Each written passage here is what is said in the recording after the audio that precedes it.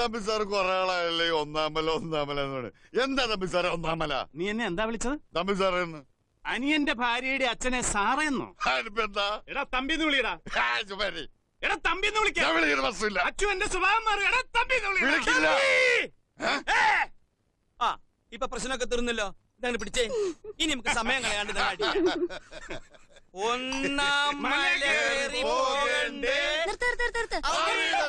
അച്ഛന്റെ തലയും കുത്തിപ്പാട്ടിനേക്കാൾ ഗംഭീരമായ ഒരു കവിതയാണ് ഞാനിപ്പോ വായിക്കാൻ പോകുന്നത്. നമ്മുടെ രാംകുട്ടി ഒരു കലാകാരൻ മാത്രമല്ല, ഒരു മഹാകവി കൂടിയാണെന്ന് വളരെ വൈകിയാണ് ഞാൻ അറിഞ്ഞത്. സമയം കൊണ്ട് കവിത എഴുതിയ ആധുനിക കവിതയാ, ആരും ഞെട്ടരുത്. സ്നേഹത്തിന്റെ ഗൗളിത്തെങ്ങുകളിൽ മണ്ടരിയോ. ഞാൻ വരില്ല, ഞാൻ ഇവിടെ നിന്നോളാം. അങ്ങ് പൊക്രാനിലെ വസന്തകാല പറവകൾക്ക് കോഴി വസന്തയോ, കാശ്മീർ തീവ്രവാദികൾക്ക് ജലദോഷമോ, എങ്കിലും സോദര ഇളം കാറ്റിലെവിടെയോ തേങ്ങാക്കുലകളാടുന്നു. എന്നോട് ചോദിക്കാതെ കുട്ടിയോടി കവിത എടുക്കാൻ ആരാ പറഞ്ഞ? അല്ല രാമൻകുട്ടി, എനിക്കൊരു സംശയം. ഈ ഇളങ്കാറ്റിൽ എങ്ങനെയാടാ തേങ്ങാക്കുലകൾ ആടണേ? ഇത് ഞാൻ കറക്റ്റ് ചെയ്യാത്ത കോപ്പിയാ. അല്ല കോപ്പിയാ. തേങ്ങാക്കുല ആടുന്നു എന്നല്ല, തേങ്ങാക്കുലയിലാടും. അതെ അതെ, ചെന്തെങ്ങിന്റെ കുലയാണെങ്കിൽ ആടും. എനിക്ക് അനുഭവം ഉണ്ട്.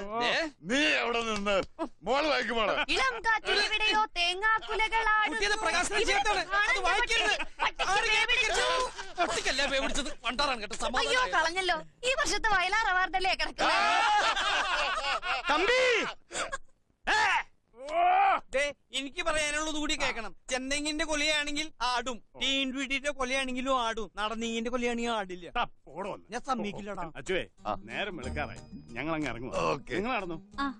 അച്ചു എനിക്ക് സന്തോഷായി. ഇനി ഞാൻ സുഖമായിട്ട് കിടന്നുറങ്ങിക്കോളാം.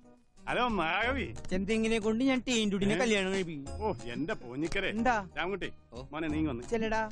നാളെ രാവിലെ നീ വീട് വരെ ഒന്ന് വരണം. ഒരു അത്യാവശ്യ കാര്യമുണ്ട്. അപ്പോ ഗുഡ് മോർണിംഗ്. നാളെ നിന്നോട് ചെല്ലാൻ പറഞ്ഞത് എന്തിനാണെന്ന് അറിയോ? എന്തിനാ? എനിക്കത് അറിയാമെങ്കിൽ നിന്നോട് ചോദിക്കൂ. പിന്നെ അവള് നിന്നോടൊരു കാര്യം പറയാൻ പറഞ്ഞു. നാളെ നീ ചെല്ലുമ്പോ മുണ്ടെടുക്കരുതെന്ന്. അയ്യേ എടാ പാന്റ് ഇട്ട് ചെല്ലാൻ. പിന്നെ അവള് പറയുമ്പോ ഞാൻ അനുസരിക്കാതിരിക്കല്ലേ. എന്റെ പട്ടി പാന്റ് ഇടും.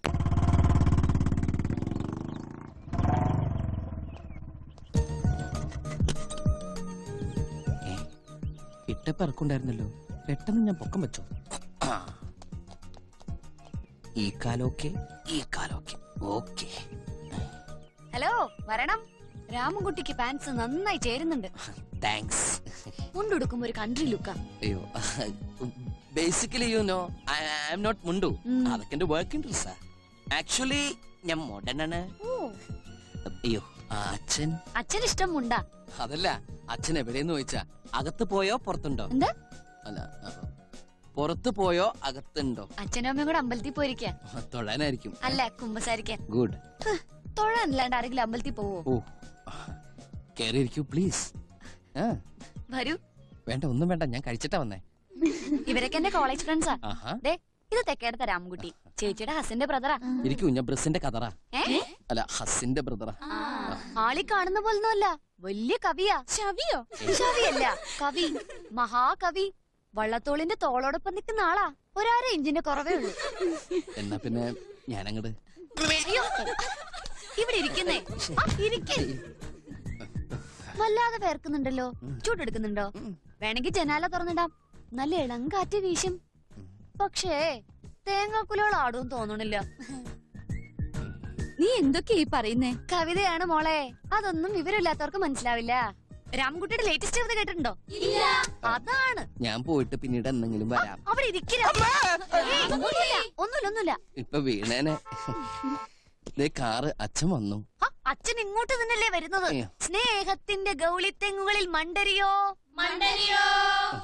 അങ്ങ് പൊക്രാനിലെ വസന്തകാല പറവകൾക്ക് കോഴി വസന്തയോ. നമ്മുടെ രാമൻകുട്ടിയുടെ കവിതയാണല്ലോ കേൾക്കുന്നത്. എന്താ രാമൻകുട്ടി, ഇളങ്കാറ്റിലുള്ള തന്റെ കൊലകളുടെ ആട്ടം ഇതുവരെ നിന്നില്ലേ? സാറെന്താ ഇങ്ങോട്ട് വരാൻ പറഞ്ഞു? അതൊക്കെ പറയാം. അകത്തേക്ക് പോണോ? പാടോ.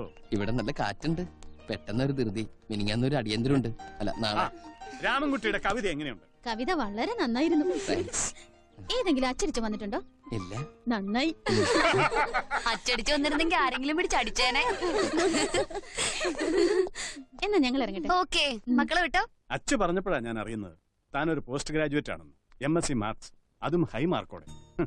എന്നിട്ട് യാതൊരു ജോലിക്കും പോകാതെ കല്യാണ വീടുകളിൽ കാര്യസ്ഥനായിട്ട് നടക്കുക. അല്ല, ഈ പന്തല സെറ്റും ബാക്കി കാര്യങ്ങളൊക്കെ നോക്കി നടത്താൻ രാമൻകുട്ടി ഇല്ലെങ്കിലും അതൊക്കെ അങ്ങ് നടന്നോളൂ. അല്ലെങ്കിൽ പിന്നെ കഷ്ടപ്പെട്ട് പഠിച്ച് നല്ല മാർക്കോടെ പാസ്സായത് എന്തിനാ? അതെ, 1-2 ഇന്റർവ്യൂവിന് പോയിട്ട് ജോലി കിട്ടിയില്ല എന്ന് പറഞ്ഞ് വീണ്ടും ശ്രമിക്കാതിരിക്കുന്നത് ശരിയല്ല. അപ്പൊ അച്ചോട്ടനെല്ലാം പറഞ്ഞല്ലേ? ഏതായാലും ഞാനും അച്ഛനും കൂടി ചില തീരുമാനങ്ങളൊക്കെ എടുത്തു കഴിഞ്ഞു.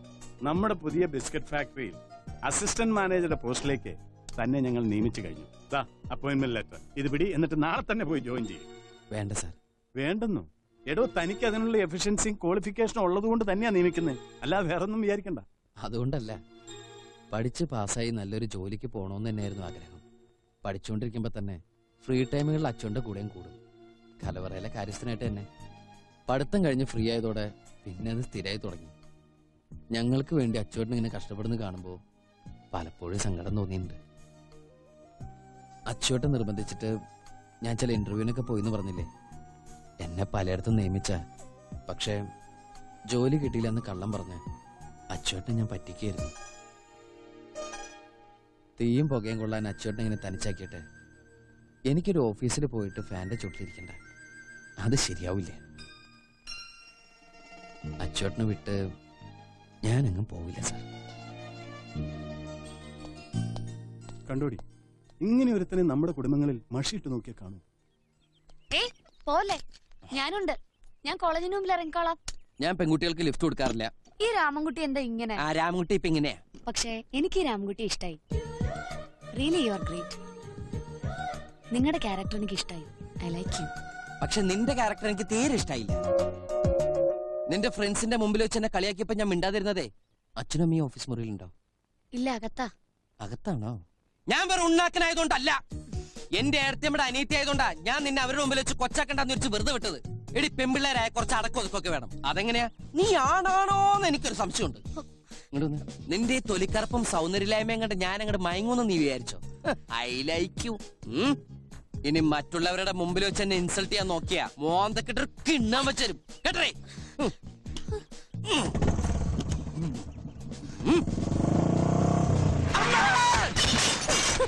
ചിരിക്കണ്ട, ഞാൻ വീണതല്ല, ഇവിടുത്തെ മണ്ണ് ടെസ്റ്റ് ചെയ്തതാ. ഈ വണ്ടി ഉണ്ടാവും, വേറെ വണ്ടി വിളിക്കണല്ലോ. ചേടാ, ഇത് പണ്ട് ശിവന്റെ മുടിവെട്ടാമെന്ന ബാർബറെ കഴുത്തി കിടന്ന് പാമ്പ് കടിച്ചോടിച്ച പോലെ ആയല്ല. ആ പെണ്ണ് മുഖത്ത് നോക്കി അയലാക്കുന്നു പറഞ്ഞപ്പോ അവളെ ചീത്തയും വിളിച്ച് വന്നിരിക്കുക ഇൻസ്റ്റാൾമെന്റ് ഫെലോഷിപ്പ്. എടാ, പെൺകുട്ടികൾ നമ്മുടെ തലേ കയറാൻ ശ്രമിച്ചാ അപ്പൊ തന്നെ വലിച്ച് താഴെ കിട്ടേക്കണം, ഇല്ലെങ്കിൽ ഭാവിയിൽ അത് ദൂഷ്യം ചെയ്യും. പിന്നെ ഈ അയിലേക്ക് എന്നൊക്കെ പറഞ്ഞാൽ പ്രേമാണെന്ന് എന്താ ഉറപ്പ്? അയിലേക്ക് സാമ്പാർ എന്ന് പറയില്ലേ, അയിലേക്ക് ഇഞ്ചിക്കറി, അയിലേക്ക് അവിയല്, അങ്ങനെ ഒരു അയിലേക്ക് ആയിക്കൂടെ? എടാ, ഈ അയിലേക്ക് മറ്റേ അയിലേക്ക് തന്നെയാ. ചില പെണ്ണുങ്ങൾ ചില കാര്യങ്ങൾ അല്പം പൊറിഞ്ഞേ പറയാറുള്ളൂ. നമ്മൾ ഉടനെ അതങ്ങോട്ട് തുറന്നേക്കണം. അല്ലെങ്കിൽ ആ പൊതിയും കൊണ്ട് വേറെ അടുത്ത് പോയി കളയും. പിന്നെ കിടന്ന് കരഞ്ഞിട്ട് കാര്യമില്ല.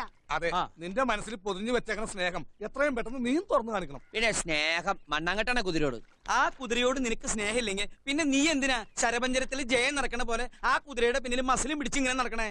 അല്ലെങ്കിൽ ഇതിനു മുമ്പ് എത്രയോ കല്യാണ വീടുകളിൽ എത്രയോ കുതിരകളെ നീ കണ്ടിരിക്കണു. ആ കുതിരകളോടൊന്നും തോന്നാത്ത അടുപ്പവും സ്വാതന്ത്ര്യമൊക്കെ ഈ കുതിരയോട് മാത്രം നിനക്ക് എന്താ തോന്നിയത്? ഇനി ഞാനൊരു സത്യം പറയട്ടെ, കഴിഞ്ഞ ജന്മത്തിൽ നിങ്ങൾ ഭാര്യയും ഭർത്താവുമായിരുന്നു. നിങ്ങൾക്ക് 5 കുട്ടികളുണ്ട്. അത് തനിക്ക് എങ്ങനെ അറിയാം?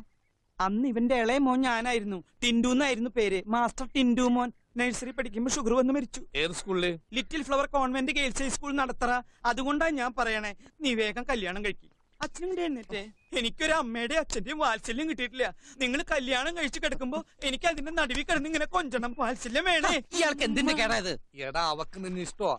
അതറിയിക്കാൻ നീ പാടിയപ്പോ അവള് കൂടെ പ്യാരി. പിന്നെ നിന്റെ വണ്ടിയുടെ പിന്നേക്ക് അറിയും. അവസാനം അവൾ ഐ ലൈക്കുന്നൊരു പറഞ്ഞു നോക്കി. എന്നിട്ട് നിനക്ക് മനസ്സിലായില്ലല്ലോടാ. ഞാൻ എന്ത് വേണമെന്നാ നിങ്ങൾ ഈ പറയണേ? നീ അവളോട് സോറി പറ. നീ ആ ഫോൺ എടുത്ത് അവളെന്ന് വിളിച്ചേ. പിന്നെ ഫോണ് എന്റെ പട്ടി വിളിക്കും.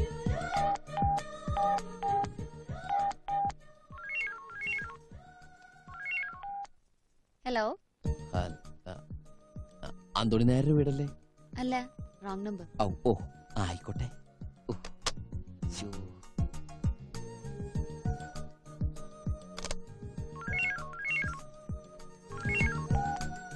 ഹലോ.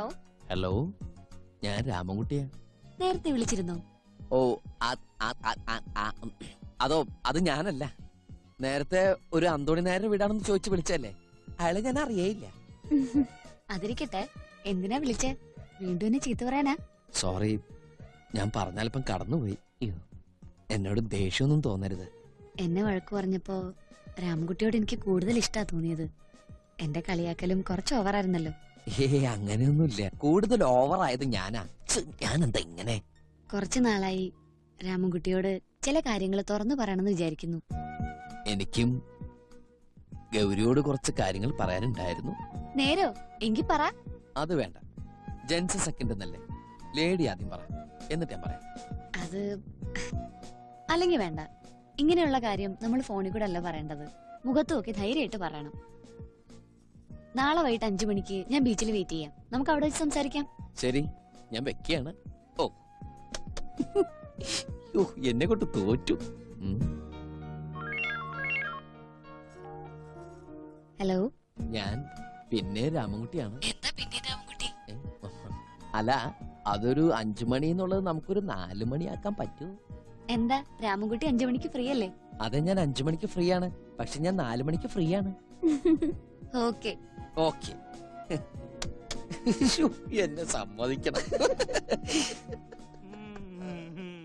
ഏതോ പെൺകുട്ടി വിളിച്ചിട്ടേ സുഖാണ് സുഖാണെന്ന് ചോദിക്കുക. സുഖം വേണോ സുഖം വേണോന്ന് ചോദിച്ചില്ലല്ലോ. ഓ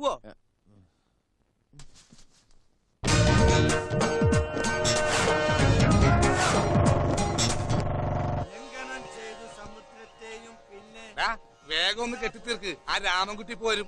മരണ വിടാൻ നോക്കൂല, മരണ തെറി പറയുവൻ. രാവണനെ കുലത്തോട് മുടുക്കി ഞാൻ. അതേ വന്നിട്ടുണ്ടാ. എന്റെ കഴുത്തിലേക്കല്ല. Sorry.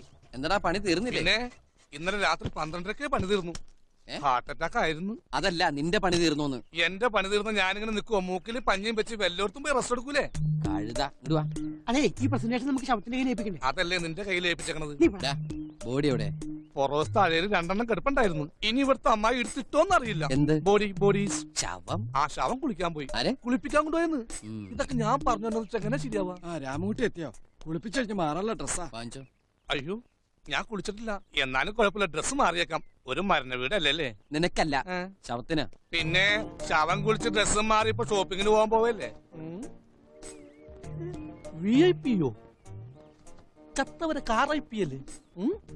Anyway, nice material. Ramankutty, 2 മണിക്കൂർ കഴിഞ്ഞ വെറുതെ കത്തിച്ച് കളയാനുള്ള സാധനോ? ഇത് ചുമ്മാ വേസ്റ്റ് ആക്കണോ? ഞാനിത് എന്റേതായിട്ട് എക്സ്ചേഞ്ച് ചെയ്യുന്നത് നിനക്ക് വിരോധമുണ്ടോ? എന്റെ ഇത്തിരി പഴയതാണെന്നേ ഉള്ളൂ. സെയിം കളറാ, ആരും അറിയില്ല. എന്താ? ചത്ത കിളിക്ക് എന്തിനാടാ കൂട്? ശവത്തിന്റെ വരെ ജെട്ടി അടിച്ചു മാറ്റുന്നോടാ പിശാചി. ഇത് ആദ്യമായിട്ടൊന്നുമല്ല. ഞാൻ എന്നീ പണി തുടങ്ങി അന്ന് മുതൽ ഒരാത്മാവിനെയും ജെട്ടിട്ട് പോകാൻ അനുവദിച്ചിട്ടില്ല, ഇനി അനുവദിക്കുകയില്ല. വാട വൃത്തിയിട്ടവനെ. മറ്റുള്ളവർ കൂടി ജെട്ടി ശവം വാങ്ങിച്ചു വെക്കാനായിട്ട് ഇറങ്ങിക്കോളും.